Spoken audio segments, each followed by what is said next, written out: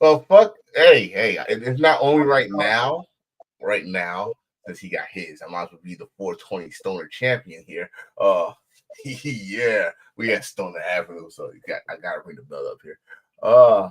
What is on the show tonight? Good sir. Well, we got, of course, the NXT Vengeance Day review. We got the new beginning thoughts. So we won't go down the whole list. We'll talk about the most important parts, pretty much two. And of course, Cyber Fight or Cyberfest. What is that, sir? That pay-per-view event took place like a long time ago. The one we talked about. Oh, the classic one, the one that opened the door to me and, well, not open the door, but brought me back home to DDT Pro Wrestling. Yes. The slaps was good. All them hours of matches in one day, and that's a big ass fluffy jacket. I'm sorry, I'm watching the NBA All Star kickoff show, and this motherfucker wearing a pink fluffy ass jacket. But anyway, so don't be surprised at anything you see of anything. NXT just in one day. Yeah, that's your way. But yeah,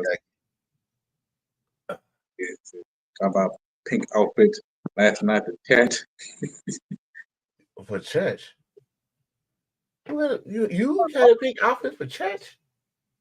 No, we both talking about pink outfits. You talking about nobody wearing pink outfits since Canada. Oh God. Yeah, that was during the reaction show. And no, no.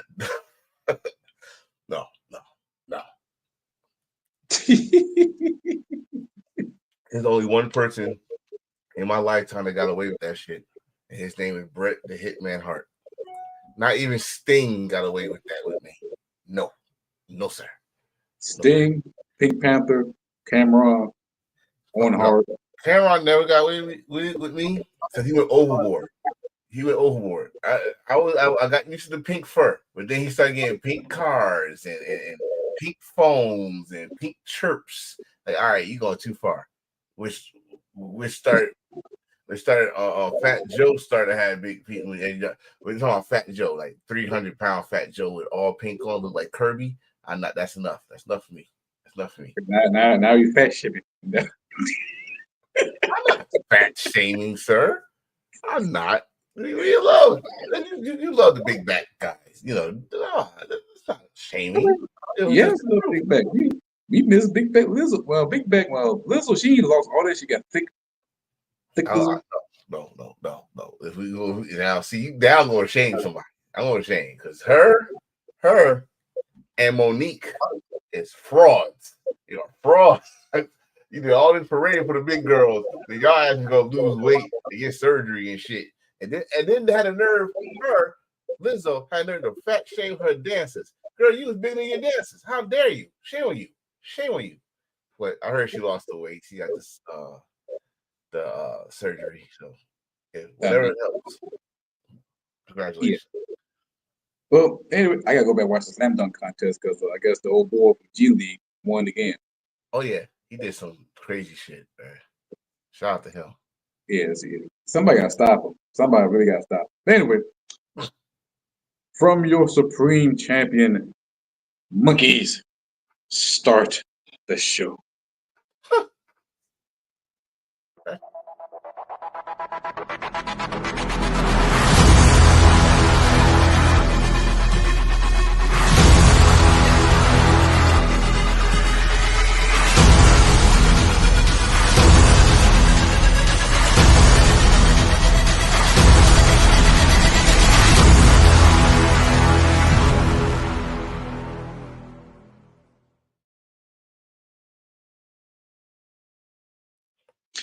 Hello, everybody.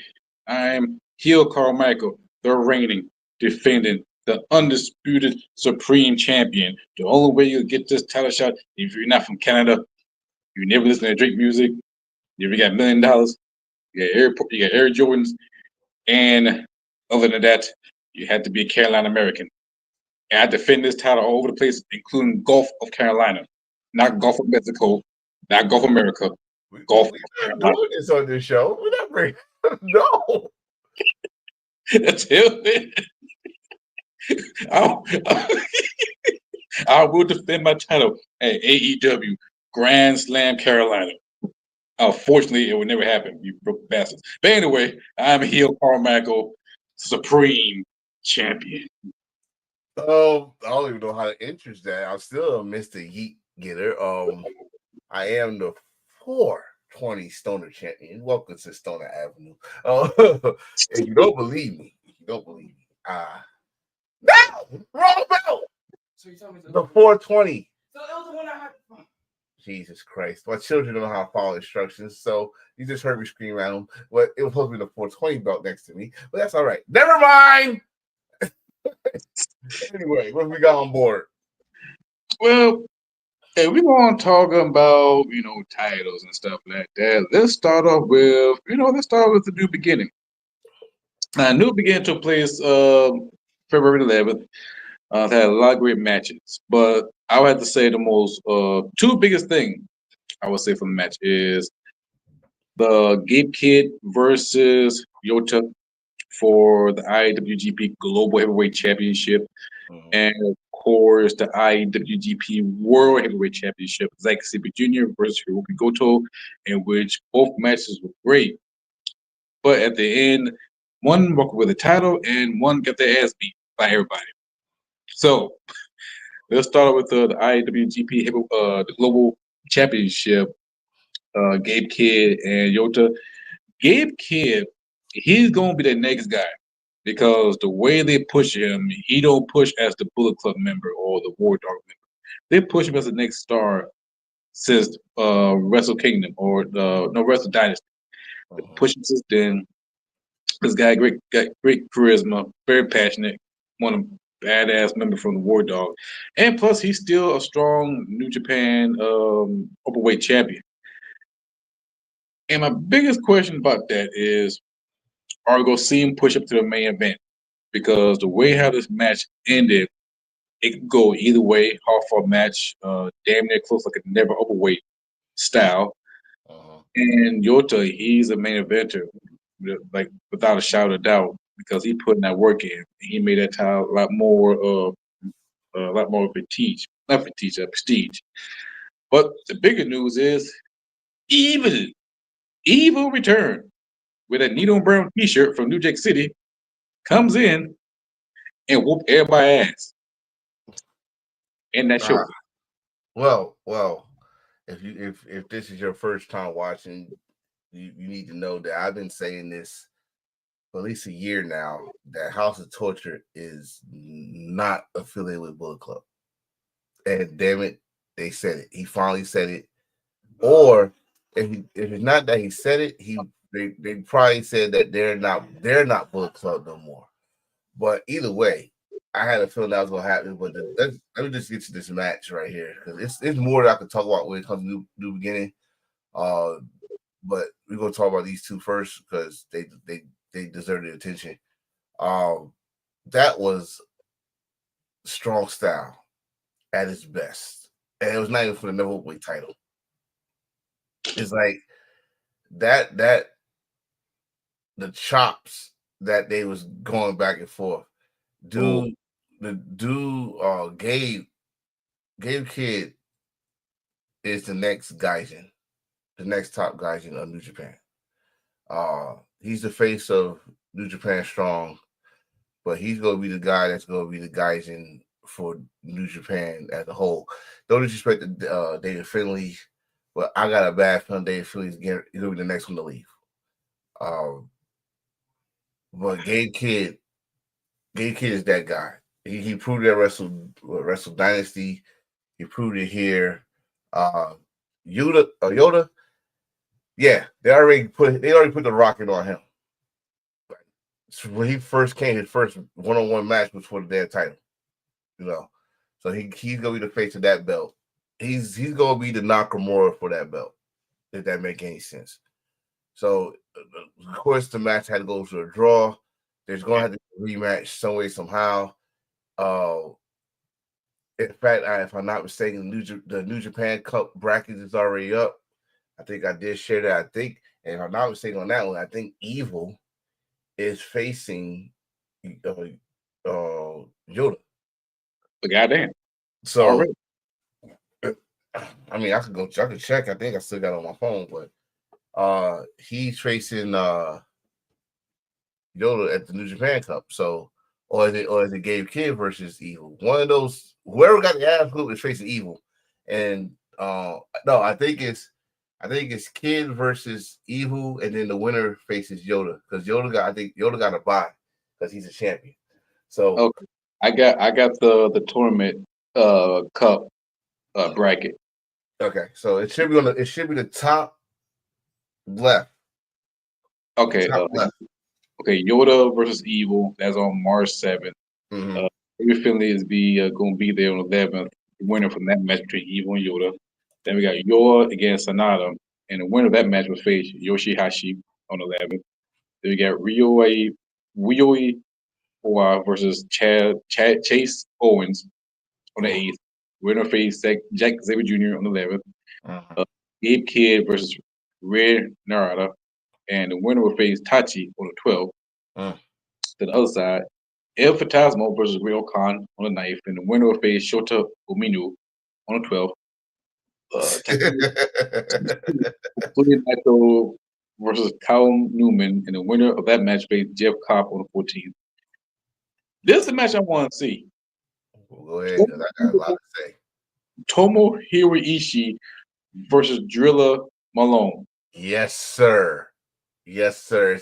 See, this is why I say I got so much to say about New Beginning, not just like those two matches.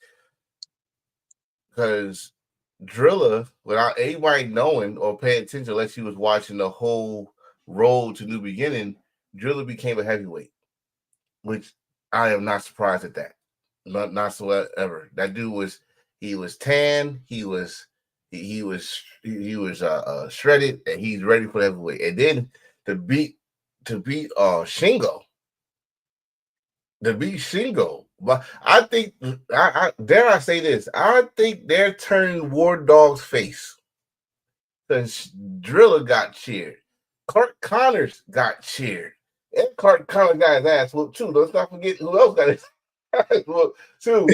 And now, if you tell me y'all go fucking cheer David Finlay, it's gonna be House of Torture versus War Dogs.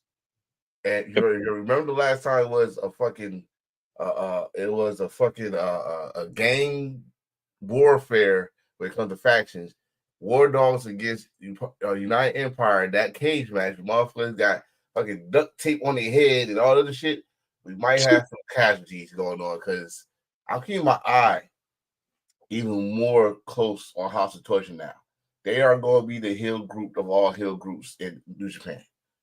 With that being said, I don't want to talk about the main event right now. I want to add something else on to you. So on the 14th, the winner of that match against TJP. Then on the 9th is Bulletin Ogle versus Balak Fale. I ain't seen that both for a long time. The winner of that match will face Shingo Takagi on the 14th. This bracket for New Japan Cup look like a goddamn March Madness. It is. And if I were to pick who would win this whole thing and the winner get the shot for pretty much any title, my top 4 have to be Evil, Gabe Kidd. I want to say Zack Sabre Jr. because I think he got unfinished business, and El Phantasmo. I'm gonna put a wild card in there. I like your 4. I'm gonna put a wild card in there. I'm gonna put Shota in there. Reason being, this is why I want to talk about New Japan. Out of the 3 guys that they supposedly do Musketeers, Shooter has turned to the Hanare. And why I say I want him as a wild card, after losing to Great Khan, this motherfucker grabbed some clippers and shaved his head. I think we're finally shedding off this Tanahashi wannabe shit off of him. And we're going to get a character that might resemble a Death Rider, wink, wink, or a new attitude. Like, I don't give a damn of all the teachings that y'all gave me. I don't care no more. It's not working for me. I gotta be my own guy. And finally, yeah, we need that. I need him to stop coming to the crowd with the bright white shit on. If you gonna come to the crowd, you gotta come to the crowd black. Not black guy, but black gear. Something like that. But, that's too I far. mean, no. I mean, don't get me wrong. If you want to come out like a black dude in Japan, shit, it's working for Gabe Kid. So do what you gotta do. But I put him as a wild card because we're gonna see a different character in him. Now, is he gonna win? No, just for character reasons. Yeah, we didn't do attitude for Shooter. But I like your 4. I might take El Phantasmo out, and I might put I gotta look at the bracket, but I definitely want to put Zack Sabre Jr., Evil, Gabe Kid, and I don't think Yuta is in it, but I do like Jeff Cobb in the Final 4. So you have each person from each faction in the Final 4. But back to new beginning. Mm-hmm. I'm not going to talk too much about this Tanahashi because he's really changed the tradition. Usually when you have a farewell tour, you lose your matches, but he's a president, so he can do that. He can change tradition. The Never Openweight title match was good. As you know that's my favorite, one of my favorite belts. But Takeshita against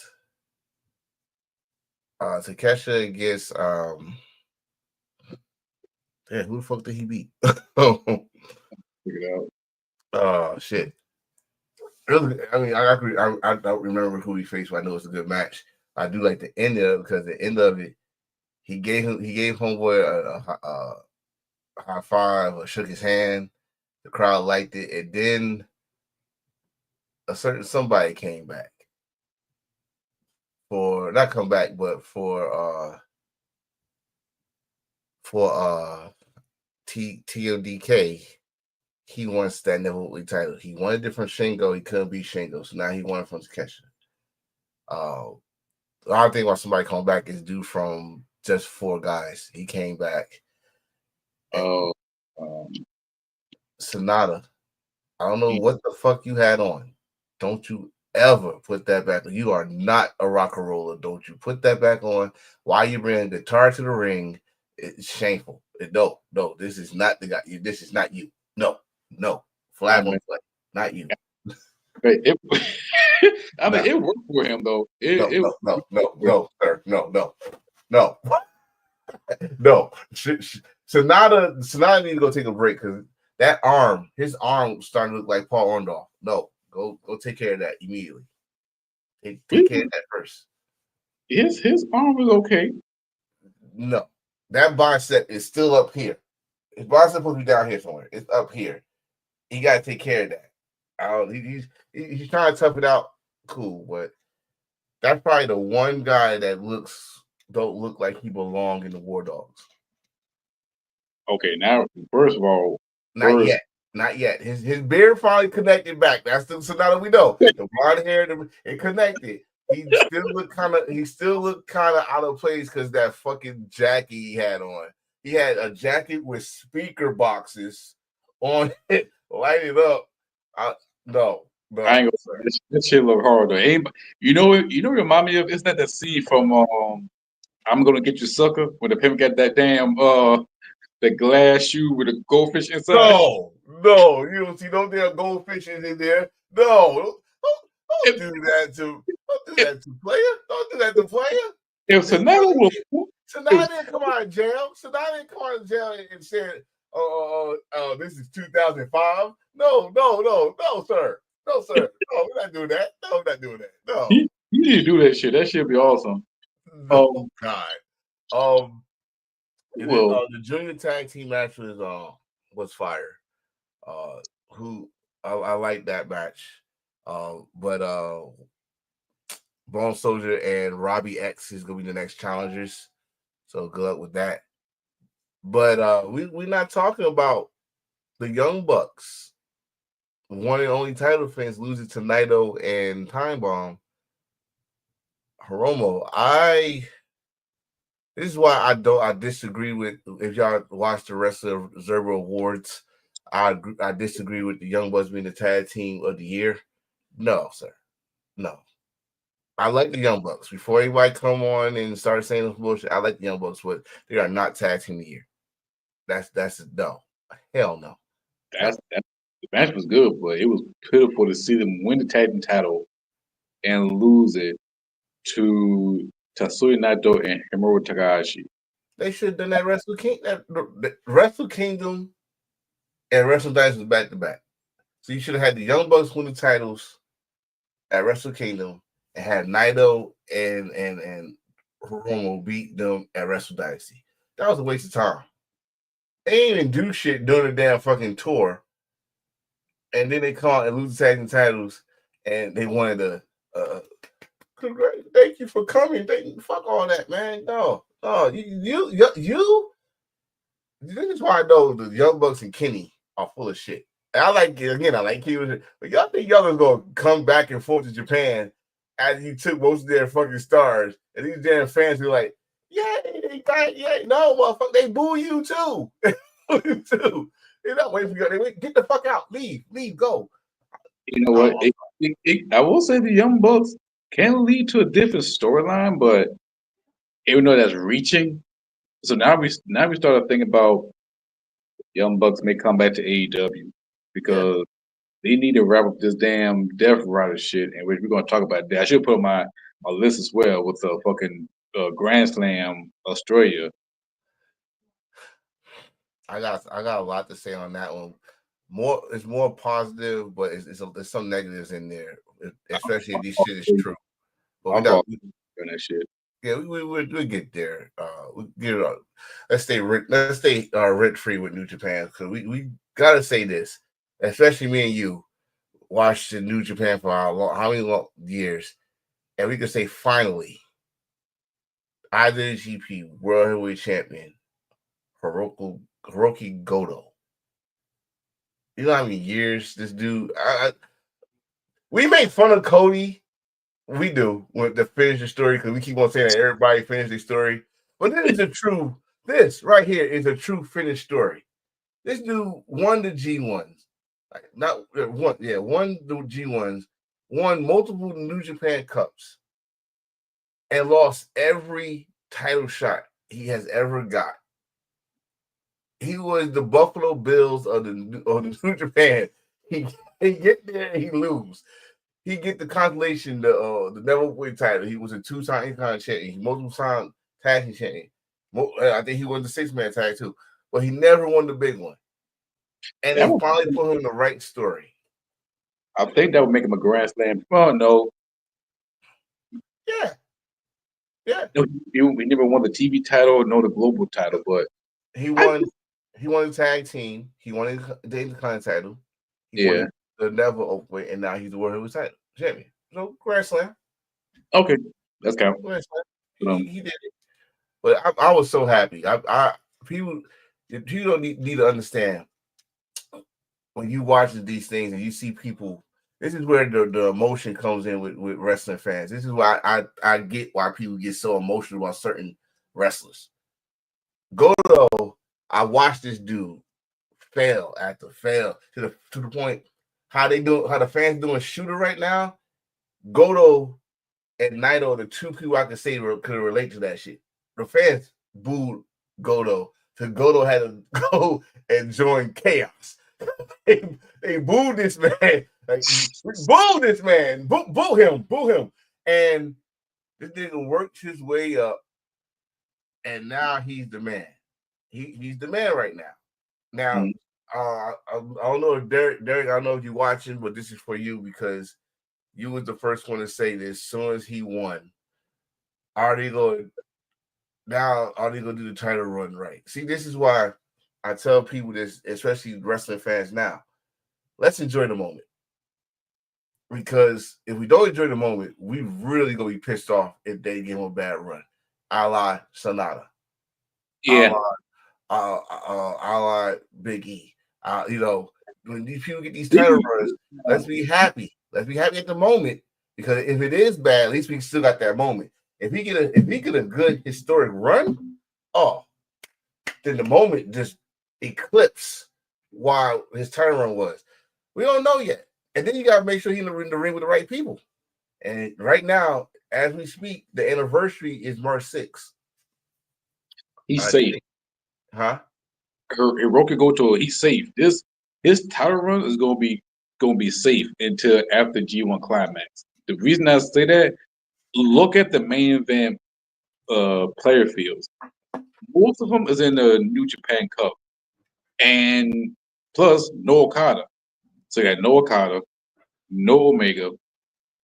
Right now, this is like the Eastern Conference era with LeBron James in it. Oh God. Because now he can coast, he can put up a great match, and the main event players, no pun intended, the main event players is pretty much brand new and fresh, except for Evil, except for look at the bracket. I'll tell you right now why you looking for the bracket. I'll tell you right now. Okay. The man I'm looking for to beat Hiroki Goto for that belt is David Finlay. It's because David Finlay, when they went for the Goldwood title, he played with Goto's fucking emotions with the kids going in like, your father sucks now. In the face and payback. Oh, Willis said, I don't know how they got tag team of the year myself. No one does. No one does, Will. No one does. And I know people gonna say, oh, that's because they with Dave Meltzer, but it's not Dave Meltzer. It's a group of people, as we just found out not long ago. It's a group of people on the West Wrestling Observer that do these votes. So this like, I mean, I don't think. Do you got the other? Do you want to talk about it? Or you want to wait till next episode to talk about these? Sure, we can dive into it because we talk about it. I'll be watching the damn NBR stuff at that time. But yeah. So yeah, but I'm looking at the bracket right now. Like I was saying about the main event players, like Evil, Yota, David Finlay, Sonata, Zack Sabre Jr. He can go for the title again. Which his title run was really, really great, much better than Cody's, but his title run was really, really great. Gabe Kidd, that's the motherfucker you gotta look out for. TJP, well, not really. Matter of fact, there's one name. I'm surprised he's not in the tournament. Hiromu Takahashi. That's the guy we need to keep our eye out for. Hiromu Takahashi.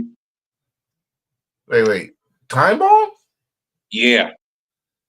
No.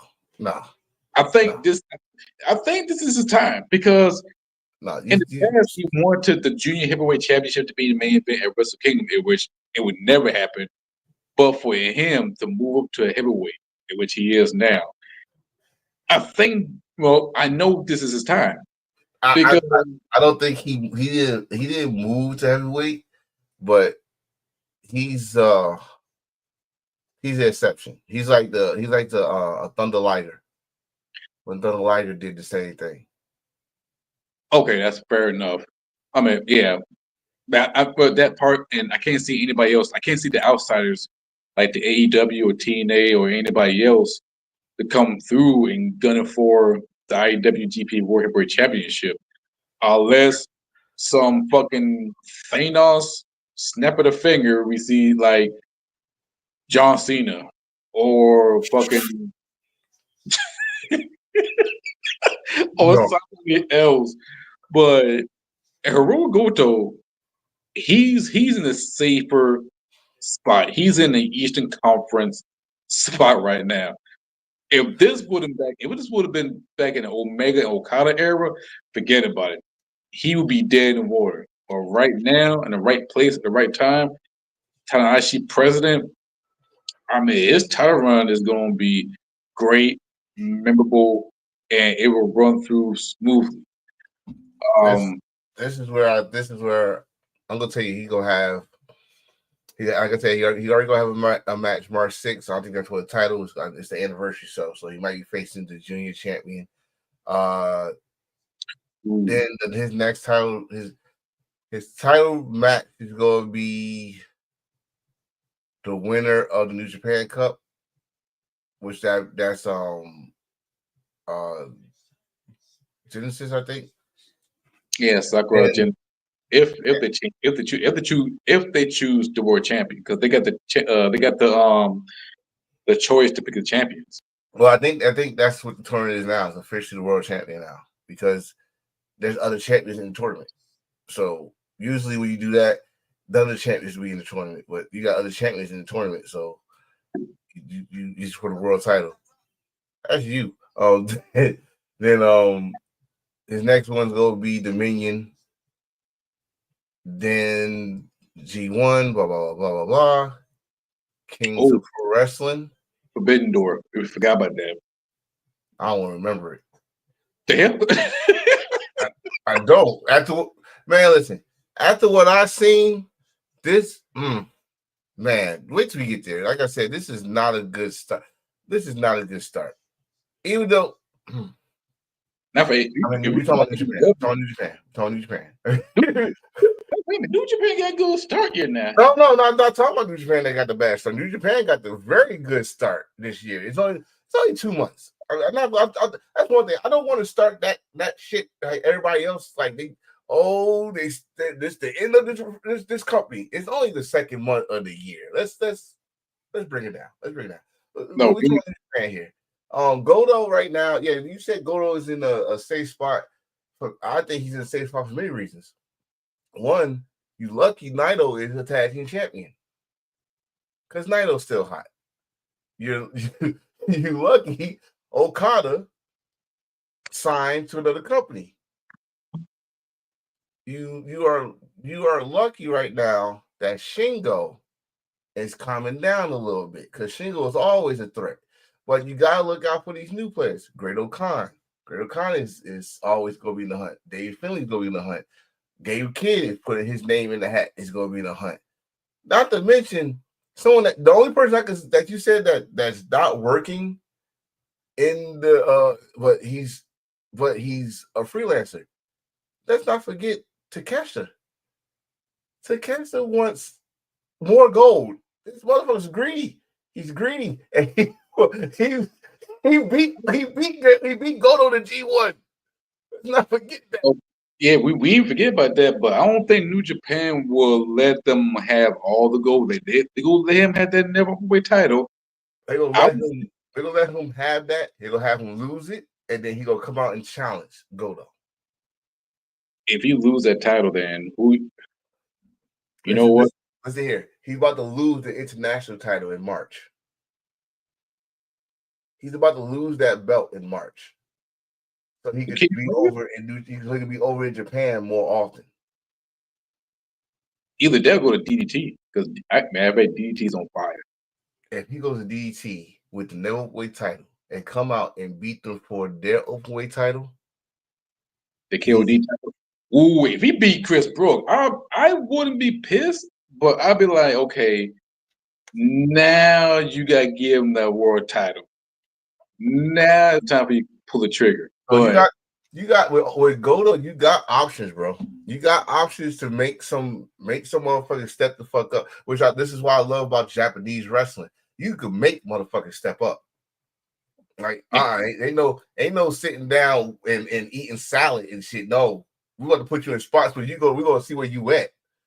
All right, like we're going to put you with these ventures right here that's going to be stiff, and then go fucking make you either say I can't take it or give me more. So with Goto at champion, people forget Goto is like Shibata, stern, tough, motherfucker. I remember Jim Ross called him the Bret Hart of New Japan, which meaning that he take his business seriously. This ain't no joke to him. This is a family business to him. He's not playing. He's not playing. You don't belong in New Japan. You're getting the fuck out. That's why Tanahashi finally put the belt on him. We need a chance like, hey, we need to sort out who belongs here, who don't. We already got Gabe Kidd over here. He belongs. We got Yoda. He belongs. Do Shooter belong here or not? Because he's fucking with me. Do Hernari belong here or not? Because he fucking with me. It's time to separate the weak from the strong in New Japan. Because now this would be babe, help me out here. This would be 10 years that we had New Japan World in the house. It has. 10 years. And we already know the scenario how New Japan goes. Tanahashi, this is it. You the president now. Change it. You wanted change for the longest. You already gave us a little tidbit. Gave us steel cages. Gave us ladder matches. You gave us stuff that not New Japan tradition, and the fans loved it. By the way, not us. We of course we gonna love it. We're sick. We're violent. We love violence. But Japan, they loved it because it's out the box. So you got a chance right now to separate the weak from the strong and get back to business. Because right now, you gotta let Kenta go. Okay. Kenta is back in Noah. He's I saw that. I'm glad you brought that up. With New Japan rebuilding, and we got to look at WWE with Triple H running things.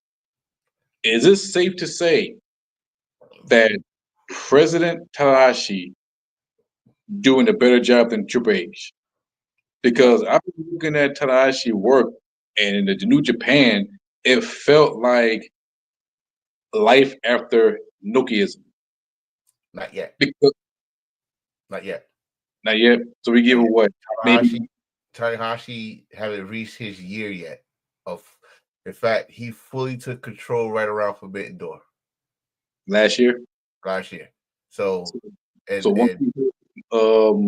was May or Forbidden Door was June, July. When I went up to July. It was in July. It was in July because right after Forbidden Door was All Out. Okay. All in. Okay, so once July hit, now we could go back and say this shit's better than Triple H, because Triple H is slowly turning back to WWE into the Dallas Cowboys of pro wrestling, the way the shit going. But I wouldn't say that. Now I would question him being promoted the Booker of the Year. Well, I wouldn't say that. Yeah, exactly. I wouldn't say that though, because WWE has been entertaining to the point that we're a point of time where we would not, if the shit starts sucking, we just start playing a game or something. I've been watching a whole bunch of previews with them and shows and stuff like that. It's the way they doing it. It makes me want to watch next week, if that makes sense. Like I like how they closing shows. Yeah, like Raw. When Kevin came out and Spike Sammy, and then with the credits, like, oh, come on! Now I gotta wait next week to see what happens, and stuff like that. Little shit that they're doing is old school shit. But with Tanahashi, like I said, Tanahashi been asking and begging for them to do something different. Like they still want the Kings of the Kings of Sports, but they need to go outside the block because they want more eyes outside Japan on them. They feel like their numbers are still the same when it comes to New Japan World, and they need more fandom. That's why they got the AEW shows on there on the New Japan World, and whenever they in America, they are really, really trying to get to venues where they can add a little bit more seats to it. Not big venues, but a little more seats to it. So I say we'll wait till probably July to say if he's doing better. And then I'm gonna say this: is Tanahashi's first year better than Triple H's first year? That's what I would say. I would not say his first year better than Triple H now, because WWE is hot. You can hate it or love it. WWE shit is hot, and we cannot. How they say the numbers don't lie. Fuck the numbers right now. The visual shit I'm seeing, they're hot right now. Like I said right now, everybody can hate it or love it, and a lot of people might hate it, but just your ass is still watching. And I don't hate it, but I worry about WWE. Two major reasons. One, there's a rumor going around that Drake might perform at WrestleMania. No, Stop right there. Don't do that. No. Hey. We almost dodged the bullet when Sexy Red gets signed to WWE, but she's not doing it. Watch this. It's on camera. I'd rather have Sexy Red than Drake right now. You black son of a bitch. Listen here. I don't give a fuck about his new album. His new album, all he do is singing. Nigga, rap. Okay, I ain't listening to his album. I didn't either. I got little cousin saying all he doing is singing because the beef is I'm not worried about the beef no more. I'm worried about getting the party lit. Motherfucker, listen. The songs I got on my shit, you're rapping. Okay? The song I don't want in fact, I don't even want no one to rap on WWE programming. Period. Damn. Except for one person. Because me and him got something in common. I want Travis Scott back. So of course. Yeah. I think Travis Scott may perform WrestleMania. I think that makes more sense because y'all promote the shit out of him, man. Yeah. He's still putting the hardcore title on his TV screen. I mean, the thing is, put someone that got either equal fan base or coming up to that fan base that could bring more bodies in. Because WrestleMania, listen, for wrestling fans, purists, just want the wrestling. WrestleMania is not for us no more. WrestleMania is not for us to be there no more.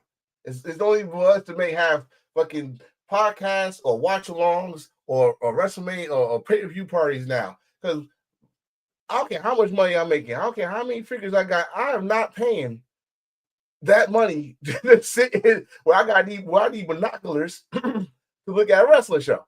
I'm not doing it. Sorry. I love it. I'd rather, like I did when they was in Philly, I would go to all the wrestling stuff around WrestleMania. It's cheaper. One WrestleMania ticket, I can go to fucking 7 shows. So I'm not. But if y'all gonna have motherfuckers that go perform, have someone that could bring an equal fan base to your product that will add more viewers and stuff to it. No disrespect, and I know this was not a lot of people cup of tea. I didn't want to bring it up on here, but it's like the same thing. Kendrick Lamar in the halftime Super Bowl show brought people to the Super Bowl. And a lot of y'all say that y'all did not like it, all that stuff, but he brought your monkey asses to watch the Super Bowl. Guess what? Your views, you like it or not, helped build the numbers up for the halftime show. That's the point. If you don't like something and if you want to get their attention, don't watch the shit and you'll get their attention. But if you don't like something or you like it or not, your viewership still helps out that person. The thumbs up, thumbs down don't matter. They add all that shit together as views. Yeah. They don't care. So if you don't watch the shit and the numbers start going down, then they're gonna start caring because when the numbers go down, also the money goes down. So I would disagree with Drake performing at WrestleMania. I will, but guess what? It don't matter because my eyes is gonna be on the product and it's gonna help them out anyway. I don't like it. Hell, Puff Daddy was at WrestleMania too. Remember that? Yeah, that was a PG era, and good God. I'm coming home, baby oil. I'm coming home. Mm-hmm. Oh shit, we on live. Thanks. You got baby oil in your bathroom too, but I do not. No,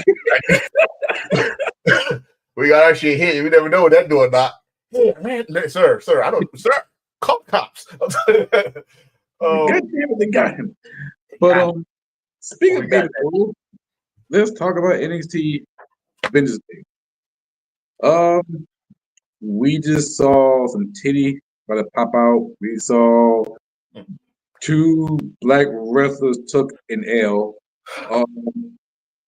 Great tag team matches. 4 Temu Shields members. Wait a minute. Hold on. they either Retribution 2.0, Shield, and Nexus all roll into one. But I'm gonna leave them alone though because they all had black Air Force Ones. I ain't fuck with them. I ain't fuck with them. But what I am gonna do, we're gonna talk about why. Excuse me. Why did Trick Williams lose? Why did Javon Evans lose in Washington D.C.? By the way, Washington D.C. the most ghettoest. Why? And you know it's bad when the camera panning on the audience. They know who to pan it on too. If you know, they pan it on 2 or 3 brothers at these matches, all in disbelief. Like, over Fibby, you are only hope. Yeah, I think if I choose which match that sucks the crowd out, it's had to be Javar versus Ethan Page. You think that match? Well, Trick Williams is second, just the way how that match ended. But Javar Evans, that match made more sense because you broke his jaw. Yeah. You shorted Cedric Alexander hands. It was as a writer, it made more sense for him to get his payback, but they didn't. So now you look like, okay, all this shit for nothing. No. I gotta disagree with you now. Come on, we watched WWE long enough. You're trying to build Ethan Page as the most vile, disgusting human being in the whole roster, correct? It's not over. This is not the show to put him over. Now, if WWE fucks this up and gives Javon Evans his win back on TV, that's the fuck up. But if you drag this on now for another month, Stand Deliver, the biggest show you got. A heated rivalry again. A rivalry that don't need a belt. It's personal. I don't know. Maybe that was a straight up wrestling match, correct? Yeah. This match, the next match, the rematch is a stipulation where Javon would get total revenge on the biggest stage. I will go with that. I was not too upset about that loss, but this the way he lost clean. That's like the part. And plus, that's probably the only thing I'm pissed off about. He lost clean. But when it comes to Trick Williams, losing to him after getting his ass whooped with the whip. Yeah, you might as well say that. Y'all can say strap. Of course, us with mamas, we know what that really. Well, fuck that. Us kids know what a belt to the ass fucking feel like. But for Trick, we all know Trick is up. He's going up. We all know y'all already gave us Easter eggs that he's gonna be back with Carmelo when he goes up. They both in the barbershop the same week doing the same fucking lineup. Come on, man. We see that. But if he's going up, they go give Trick his win back on TV because I think they want Uber Febby and Trick for the title at Stand Deliver. No, I think they're gonna do that at Roadblock. Stand Deliver, you gotta give somebody big. Hold on. I would have said Roadblock if it was an actual Madison Square Garden. It's in Madison Square Garden Theater. Don't do it. It's in the theater. The theater, no. It was in Madison Square Garden. The Garden. Where Hulkamania was born. Where Stone Cold stunned Vince McMahon for the first time. Where Highway to Hell. Come on, I can keep going. You do it in the Garden. I would have said, fuck it, yeah, do that. No. That should be Stand Deliver. This should be the go to the main roster match for Trick. Right there. And then Overfairly holds that belt to Roddy to SummerSlam and Ricky Starks or Trill London, wherever his name gonna be the next NXT champion.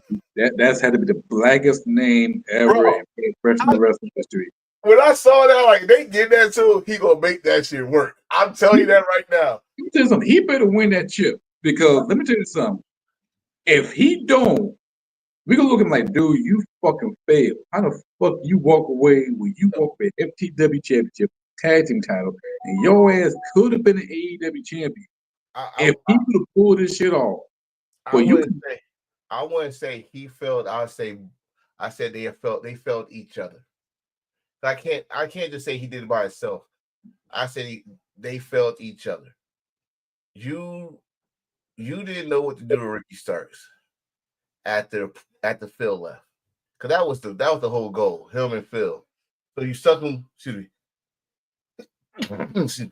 You stuck him in a tag team with Big Bill, and it worked, and you were surprised. Which many tag teams you gotta do that shit work, and you gotta be surprised. Then what happened was he was in a mic contest with Adam, and y'all got pissed off because he outshined Adam. Adam came back and shown why he's the rated R, because he's like, okay, we're going off script, fine, I'm going to see what I can do. And he stood head to head with another WWE legend.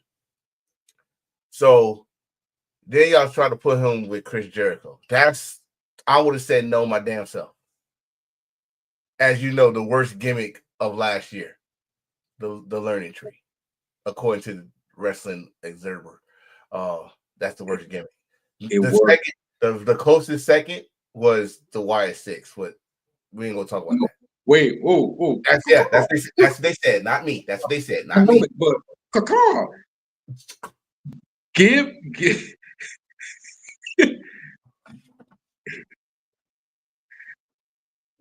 you bring your black ass back here. I need this one.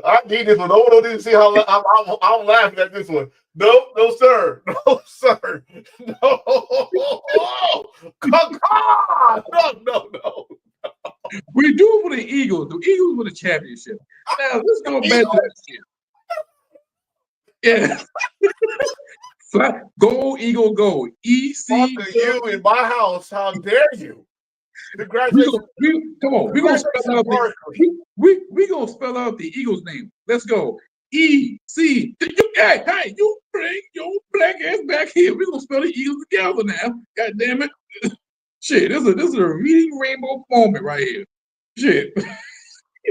ECW Eagles. Let's go. But anyway, YS6 should have won that fucking award. You know why? All that goddamn built and went to doo-doo land.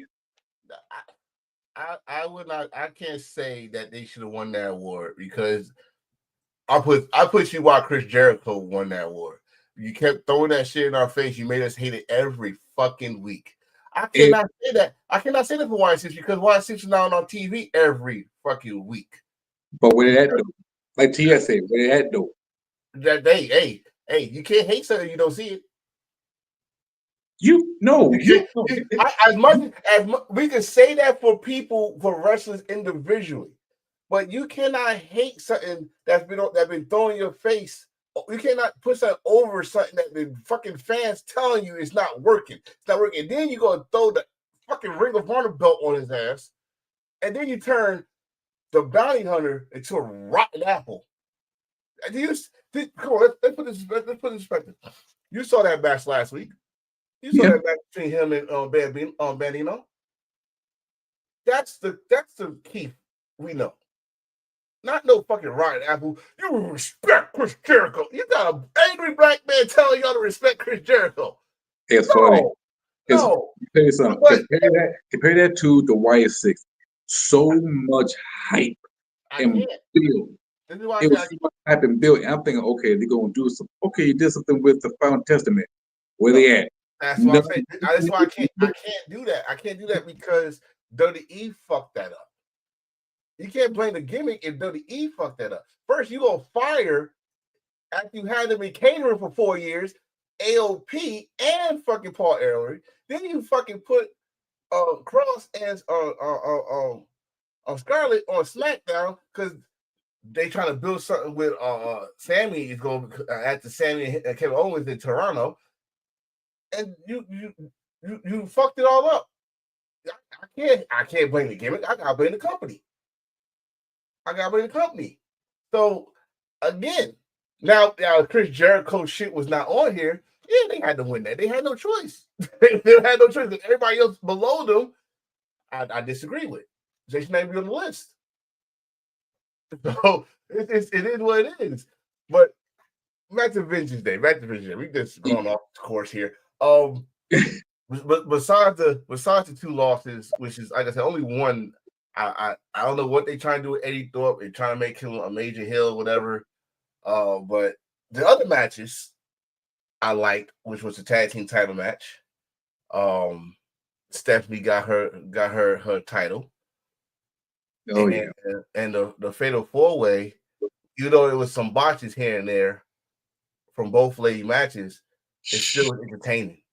I'm not just saying that because Corey J. Titty almost came out every damn time, but yeah, it was entertaining. Like Bailey showed those ladies like this is what you gotta do to keep it up. So when you come to the next up there, I could calm down. Y'all can have the show.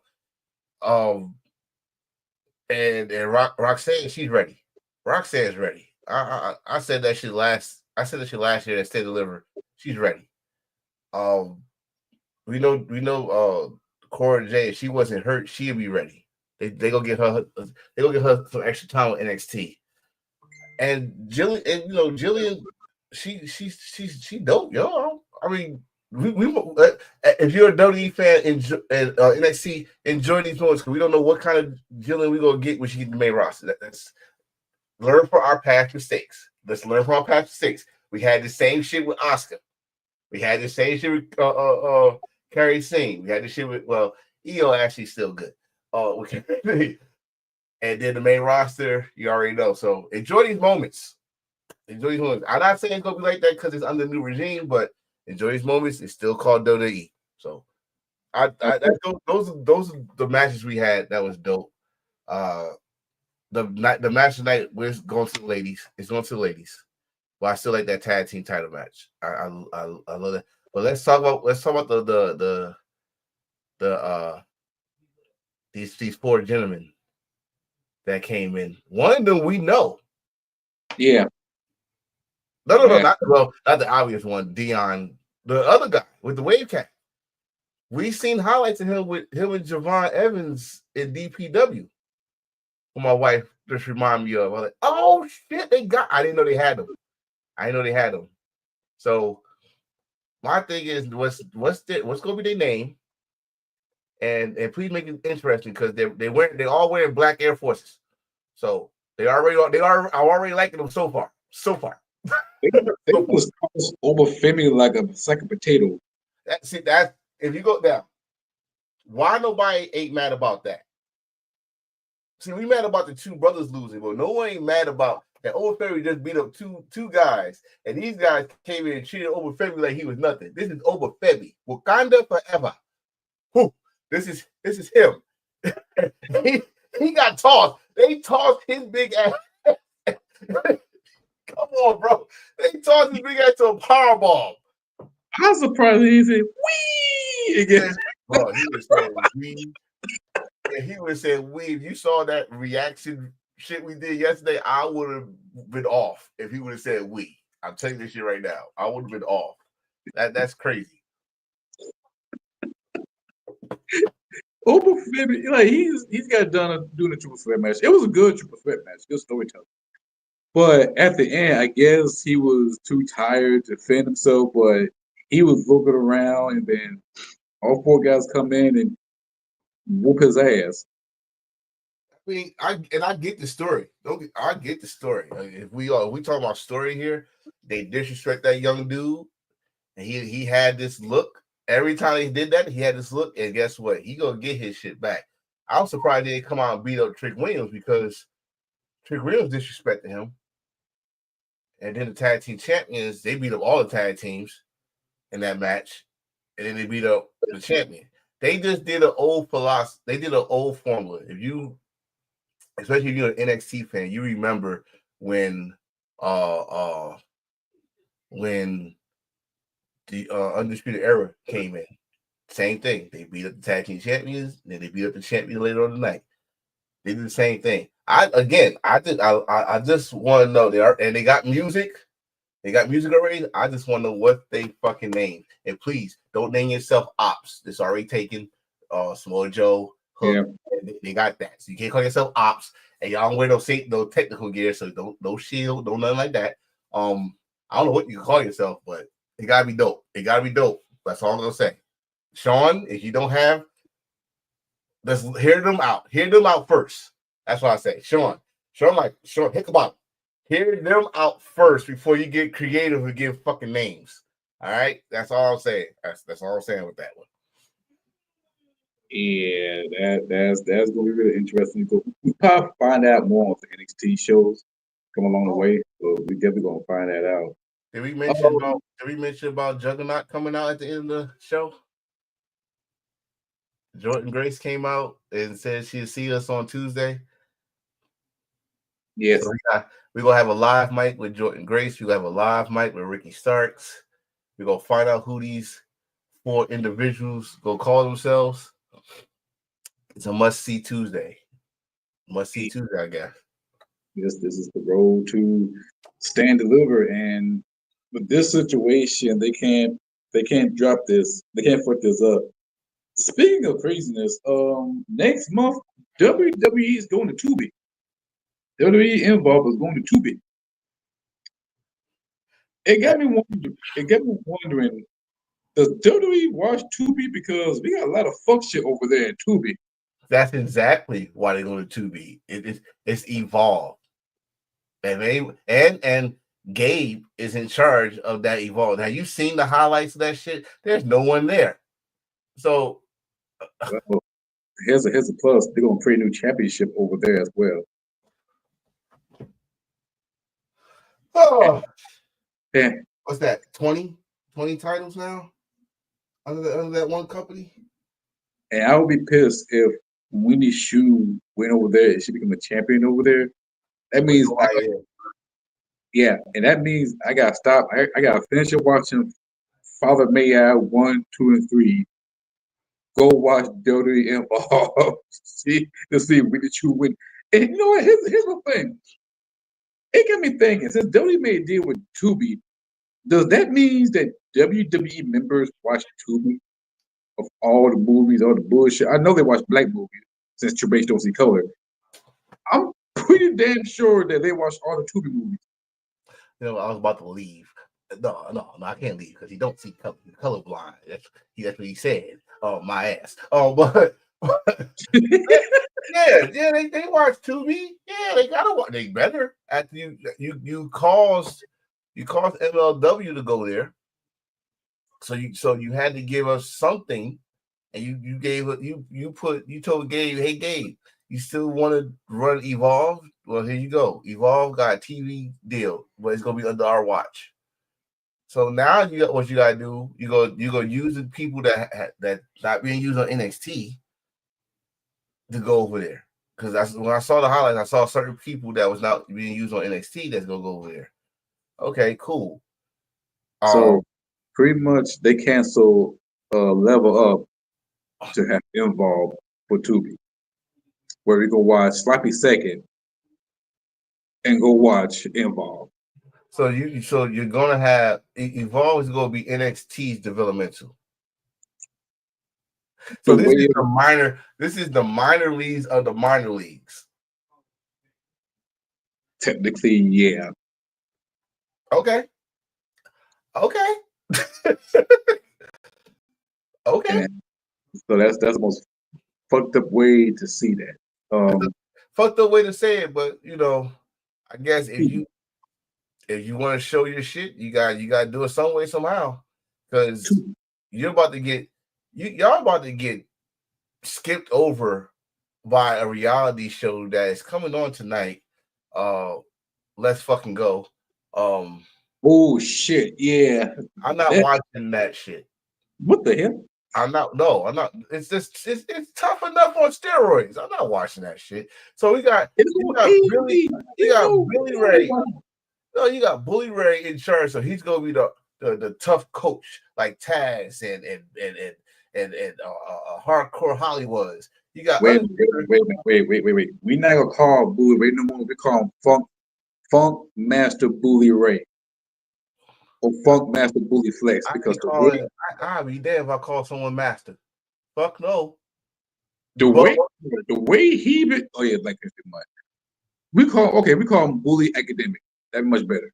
listen, he's trying to be the tough guy, the tough coach. I ain't gonna say try because all the ECW guys is a tough coach.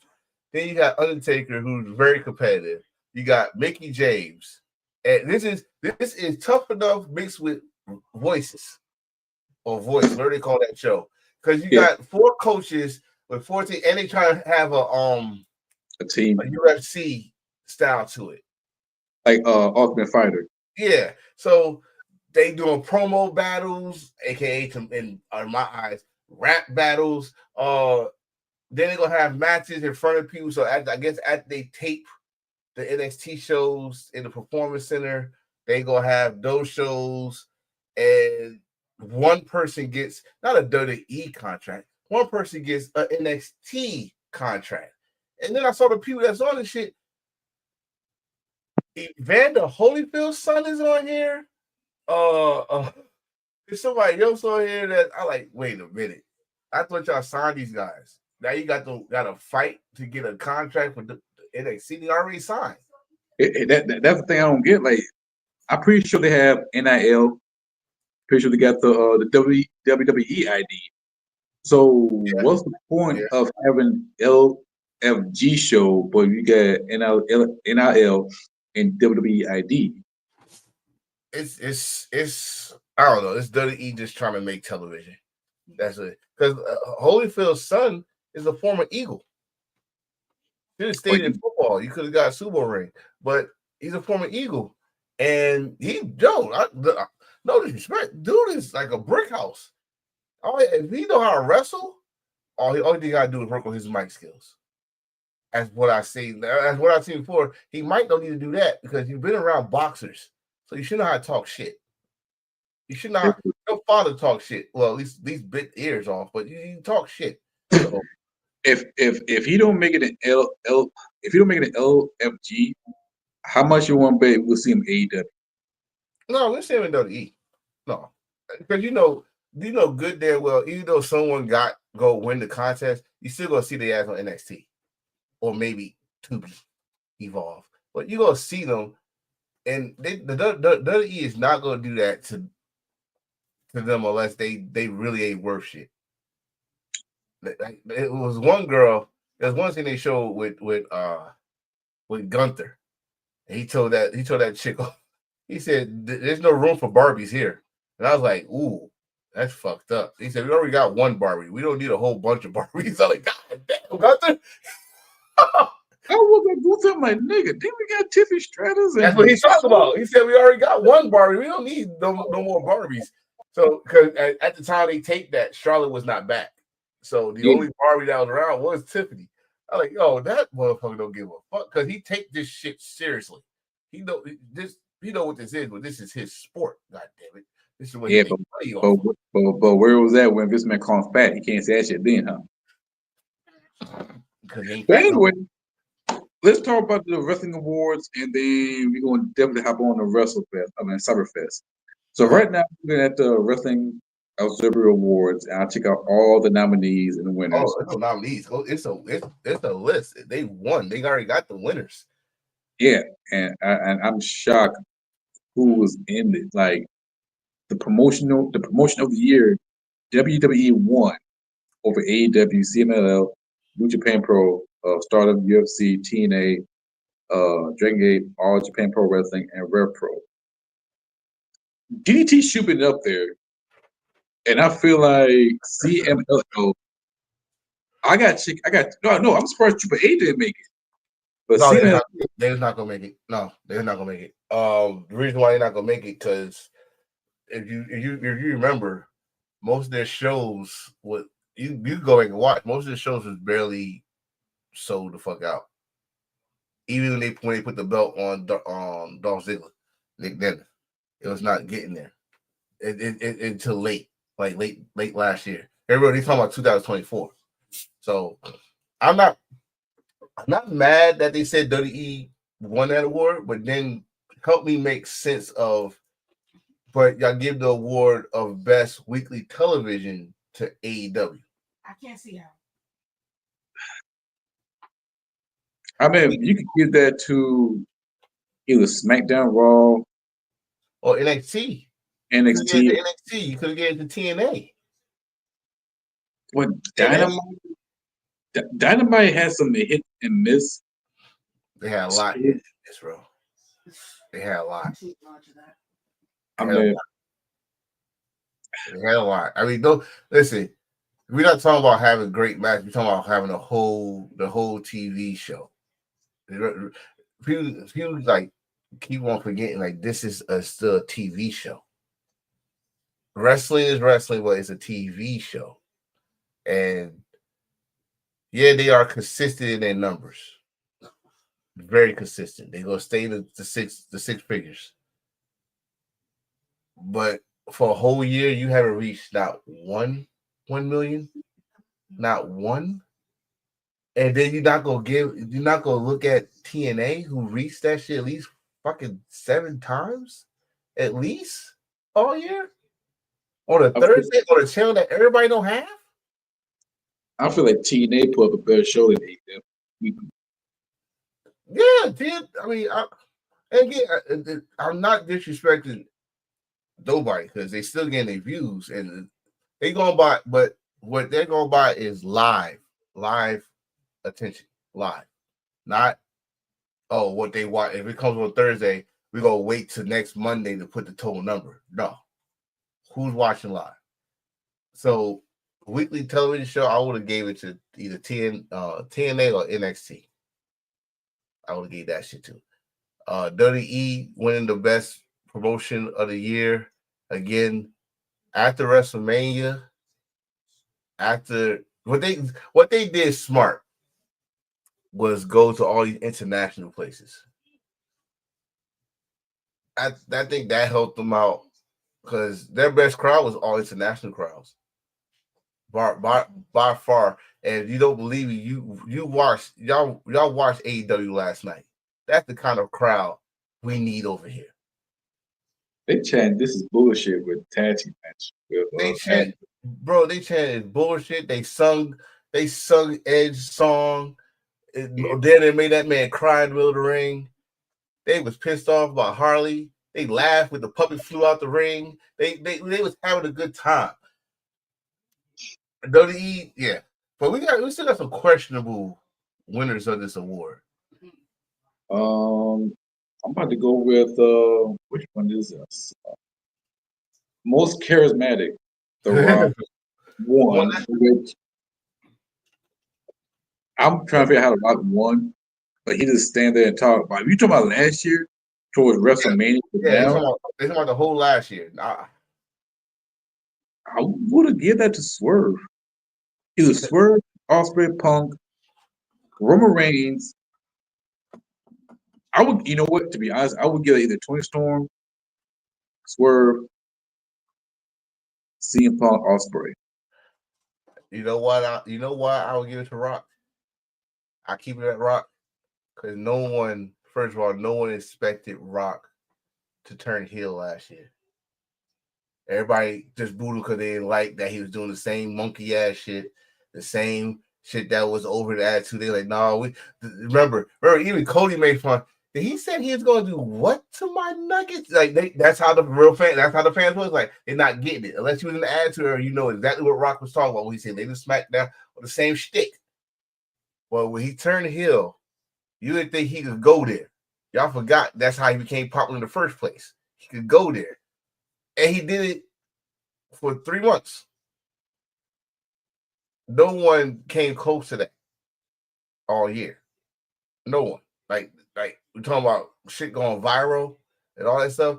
Him smacking the sonic rings out of Cody.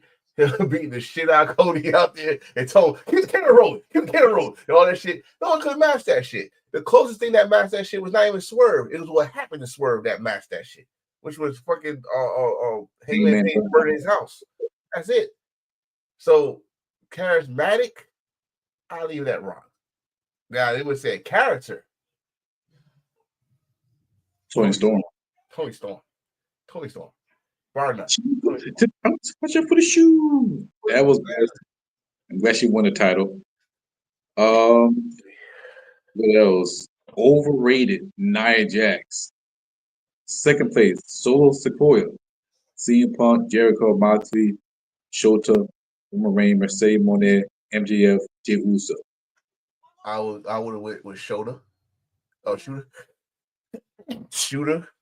I went with Shooter. If not Shooter, Chris Jericho. I hate keep on saying that because I love Chris Jericho, but this is where I say, hey, y'all, and you know, you my witness. I say y'all motherfuckers need to move the fuck over. Move the fuck over. I would get an MJF. I can't say MJF. Not even though he's giving me the same fucking shtick, he's still producing. Like look, like right now we speak. Actually, so far in 2025, they ain't even do nothing yet. And I'm more interested in Hangman Page and MJF than I ever was last year with MJF and Adam Cole. I think they. Let's see. That was the worst. That was worst feud of the year. Oh my god. That was the worst feud of the year. I said it. I already know who won that one. Yeah, they deserved that one. Oh yeah. I was so glad when that shit was over. So glad. And matter of fact, what's so crazy about it? CM Punk and Drew McIntyre. They said that was the worst feud of the year. That's subject to opinion. That's debatable. Yeah, because when people getting mad about it, they saying Swerve and Hangman again from last year, and you would have said oh, give me a few from 2023 that continue in 2024 and continue the whole damn year, then yeah, it would have been. But no, it ended it started, it paused, it looked like it was gonna start again, then it started again, then it finished. I get everybody wanted that to win, but CM Punk and Drew McIntyre feud happened the whole damn year of 2024.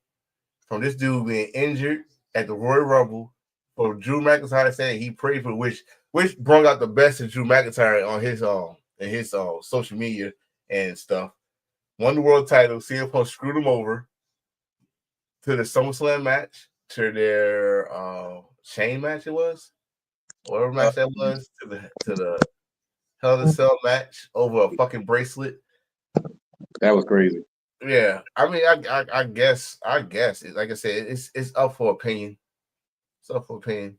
But everybody, like I know people that was mad that this over a blood feud, but you gotta understand most of the blood feud that we talk about happened in 2023, not 2024. It just finished in 2024. So that's what I get. I love the feud. I love Swerve Hangman feud. It reminds me of some old shit, some Nation of Domination against DX shit. But I get where they're going with their strategy on why they gave CM Punk and Drew McIntyre that award. Oh well. That's all I can say. I was talking about the best pro wrestling documentary, Mr. McMahon. It wish it could be a lot better, but they won Dark Side of the Ring, in which I can't wait for next season, next month. We're gonna put that in our repertoire for the show. Chris Colt, Bray Wyatt becoming immortal, Dark Side of the Ring, Decisional Sherry, Dark Side of the Ring, Black Saturday, Queens of Villains, Unsinkable Battleship, the Triple Crown Reigns of Stan Hansen, Dark Side of the Ring and John Tensa, Dark Side of the Ring, Terry Gordy, W24, Damian Priest, and Dark Side of the Ring, Sandman. They needed. They go keep on saying Dark Side of the Ring. Just put Dark Side of the Ring as a series up there. Don't keep putting each episode. You put pretty much the whole damn season up there for nomination. Just put the whole series as one. Because it's hard to choose which was the best episode because they all was good and very intriguing, especially who? Chris Cole. Yeah, Chris. Yeah. That was crazy. Sensational Sherry, John Tenta. That was emotional. But I wouldn't call Dark Side for John Tenta. It's kind of like a tribute, but tragedy. It wasn't Dark Side because you gotta understand someone his size trying to do a regular job, like working at a fucking what was it, big guy store and all that shit, trying to tell motherfuckers how to wear a suit. And you just squash motherfuckers for years. It's hard.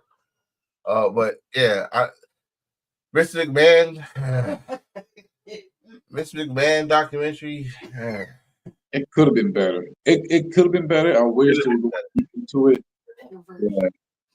Yeah. I'm looking for Dark Side of Ring the whole season.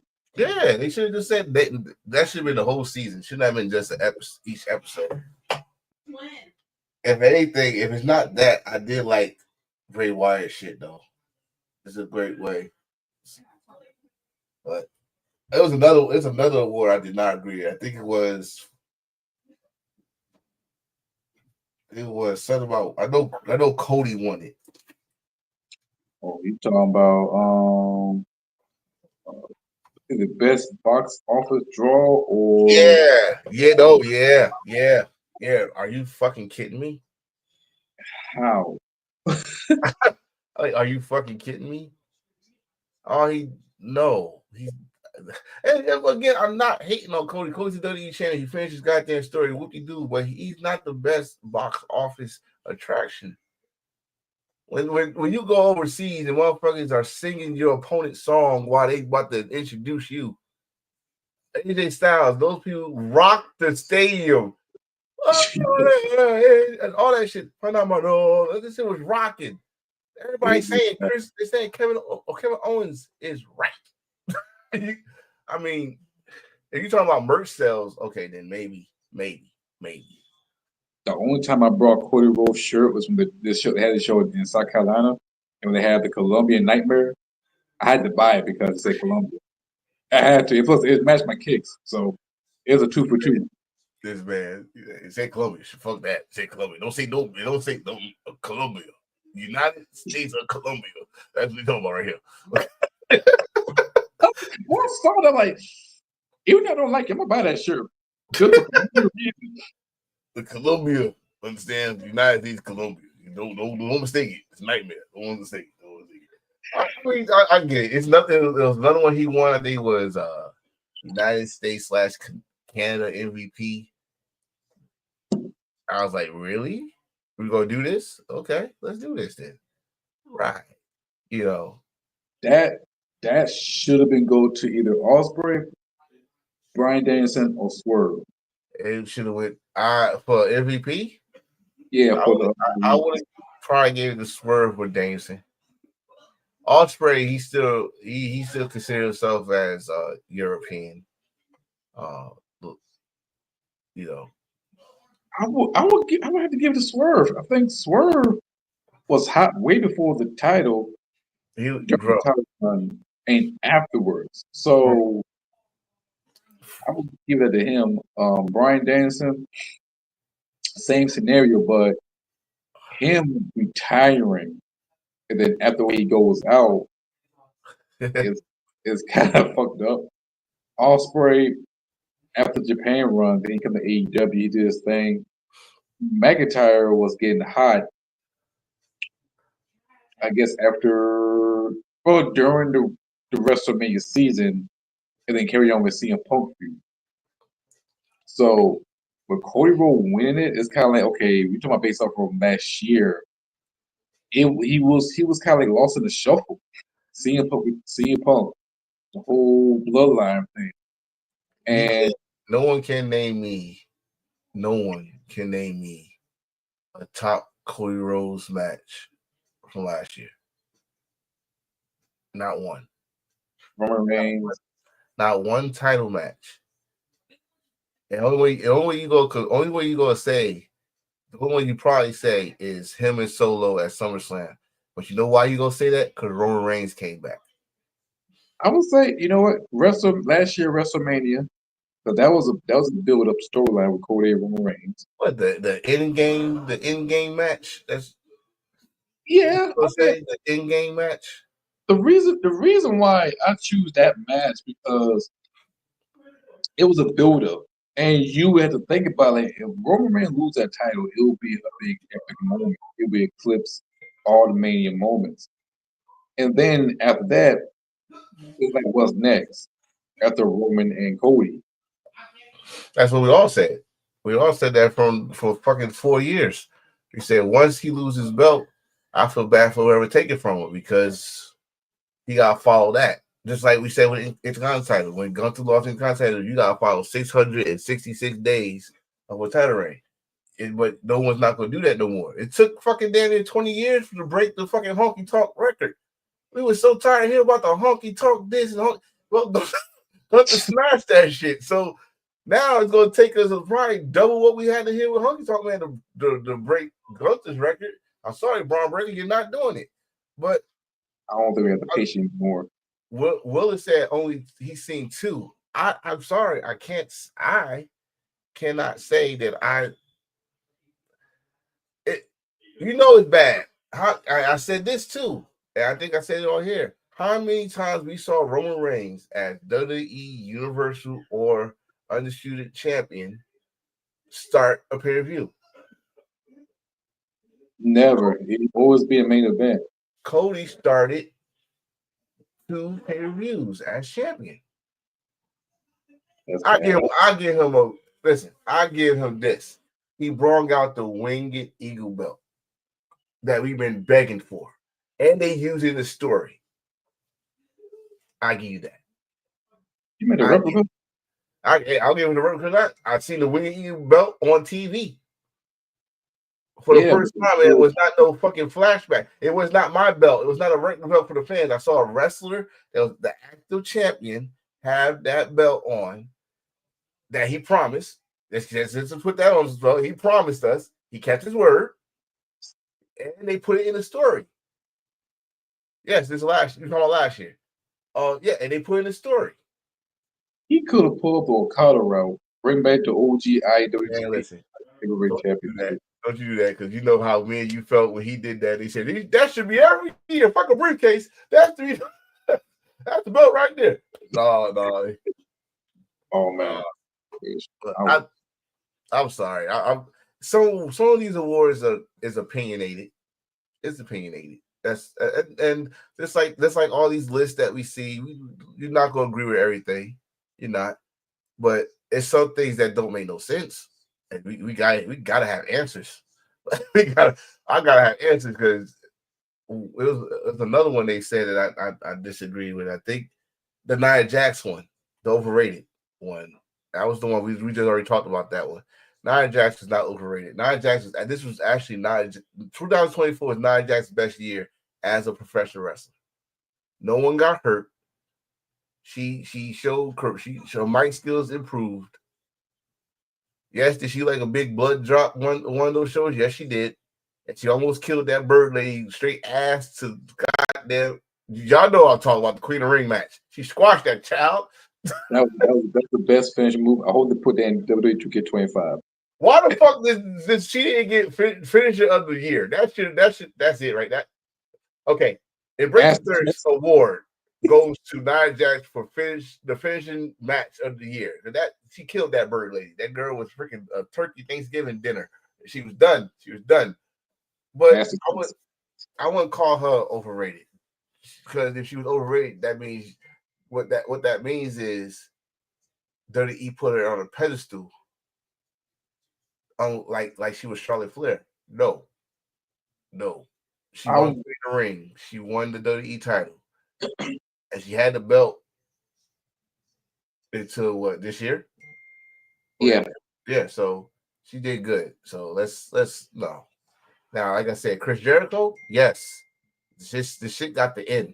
This madness got to end. Or I'm gonna really hate him. And I don't want to hate him because he had a great career. They got Roman Reigns. In which I thought they had Jay on there as overrated. And I'm sorry. When you got a whole stadium doing that dance and they asked him for a replay, he been doing that shit, and he had the most matches last year. He was on TV. He developed a story. He got the sentimental. Everybody want him to win. He got the moment when he won the Intercontinental title. Yeah, it was 28 days, but again, I was not expecting him to have that shit for a year. I was expecting him. You know my original idea for him? Have him and Rhea Ripley going against Dominic Mysterio and Liv Morgan for the women's championship and the Intercontinental Championship. It could have happened. I would have loved that. It been a Santino Morello Beth Phoenix thing all over again. I would have loved that. I would love that. Rhea Ripley and Jey Uso been teasing for a while. I don't know why they jumped the story. It was up, Ziggy. I don't know why they jumped the story. That was really, really dumb on WWE. I would have kept that going because they've been teasing it on Raw. Yeah, that's when somebody's daddy gets involved and cry and whine and bitch too much, and yeah, he's a married man and he disrespected our family values. It's wrestling, sir. It's wrestling. Unless y'all got proof that they really cheating on, stop it. Stop. Mind your business.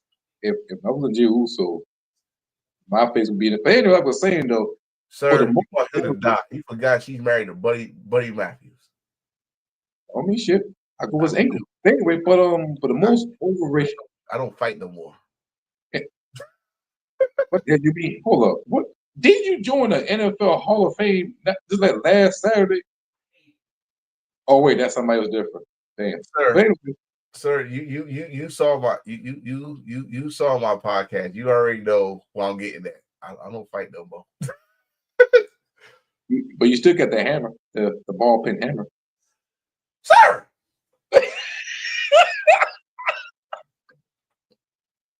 That's my all-time favorite episode. Moving on. Shout out to my sis. Oh, moving on, sir. Yeah, but yeah, we seen the awards, we seen all the good stuff. Let's see. Okay, all the actors can't do anything with families since it's not real family. Yeah, that's true. It's true. So, yes. So what's next? Because we are hitting the halfway point, the half an hour point now. Let's talk about Cyber Fight Festival 2022. Well, goddamn, 14 matches, 8 hours. Was it 8 hours? I believe so. It was like no way I watched an 8-hour show. You know what? I got the website. Maybe it was 4 hours, but no hours because we kept talking about that shit all damn day. Especially, you know what I was going to talk about. The shit. Yeah. Boy, listen. While he looking for that, if we talk about Cyberfest 2022, which this man right here, finally told me a way I could watch Noah matches instead of waiting for YouTube, which I told my wife about, which is called Wrestle Universe. It got Noah. It got Joshi's 6 hours. Yes, 6 hours, 10 minutes, and 52 seconds. So that show we talk about had everybody that's part of Wrestle Universe under one show. Pretty much like if all these wrestling companies came in and they did an all together show. Yeah. But this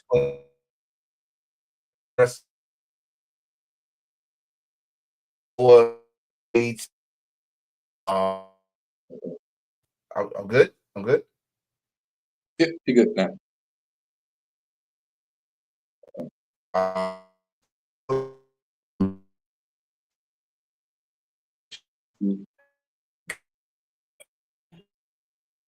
Kind of a little bit laggy, a little bit.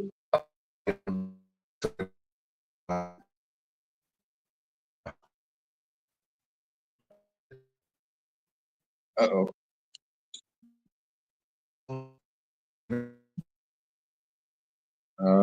Kind of laggy. You're frozen up now. Don't freeze on me, damn it! I was making a good point. Okay. I was making a good point. Y'all missed it.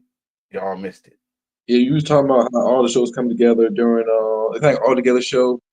It's kind of like New Japan working together, but this time we got DDT, Noah, Yoshi, Pro Wrestling, Ganbare, all in once. And plus, it was during the whole COVID-19 pandemic, 2022, and it was on what day that was? It was on Saturday, I believe.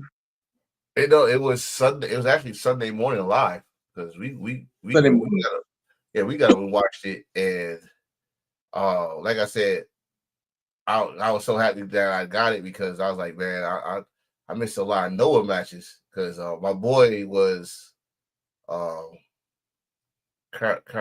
was it not Cameo, Nakajima. And Nakajima was on it. And like, oh, I gotta see this shit. And I was so happy that I got to see a Nakajima match live because boy, he did not disappoint. He did not want to be part of the show. He said beneath him the rest of these people, and they put him in the match anyway.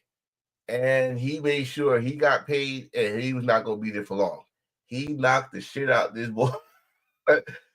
He let the boy hit him. He said, "Come on, hit him." And then the dude said, "Hit me back." And Nakajima obliged and smacked him.